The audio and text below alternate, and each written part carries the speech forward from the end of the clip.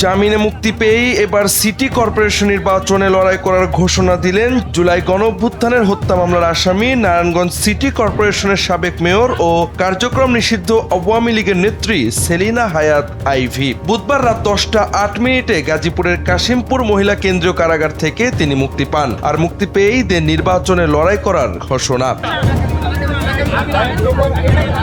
মুক্তির সময় কারাগার ফটকে তার আইনজীবী ও স্বজনেরা উপস্থিত ছিলেন। কারাগার থেকে বেরিয়ে সাংবাদিকদের সঙ্গে কথা না বলে সরাসরি গাড়িতে ওঠেন আইভী। এ সময় মূলত আইভীর আইনজীবী অ্যাডভোকেট আওলাদ হোসেন জানান, নারায়ণগঞ্জ সিটি কর্পোরেশনের পরবর্তী নির্বাচনে আইভীর অংশ নেওয়ার পরিকল্পনার কথা। তিনি বলেন, আইভী আইনি লড়াই চালিয়ে যাবেন এবং নারায়ণগঞ্জ সিটি কর্পোরেশনের পরবর্তী নির্বাচনে অংশ নেওয়ার পরিকল্পনা রয়েছে।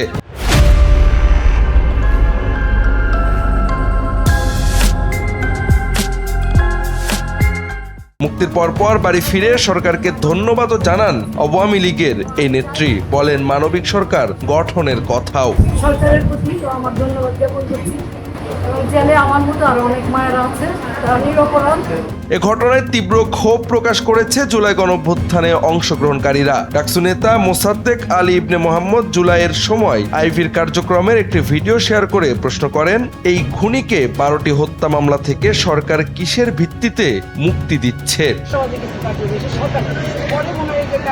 এছাড়া সামাজিক যোগাযোগ মাধ্যমে আরো অনেকেই তুলেছেন একই প্রশ্ন।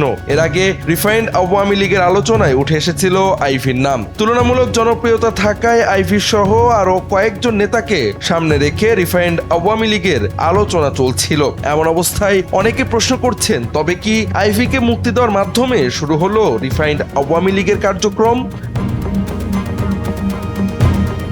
2003 থেকে 2011 সাল পর্যন্ত নারায়ণগঞ্জ পৌরসভার মেয়র ছিলেন সেলিনা হায়াৎ আইভী। পরে নবগঠিত নারায়ণগঞ্জ সিটি কর্পোরেশনের টানা 3টি নির্বাচনে তিনি মেয়র নির্বাচিত হন। তার এই মুক্তি ও সিটি কর্পোরেশন নির্বাচনের ঘোষণা দেশের রাজনীতিতে ভিন্ন কিছুর ইঙ্গিত দিচ্ছে বলে মনে করছেন বিশ্লেষকরা। জাওয়াদ আহমদ, NPB।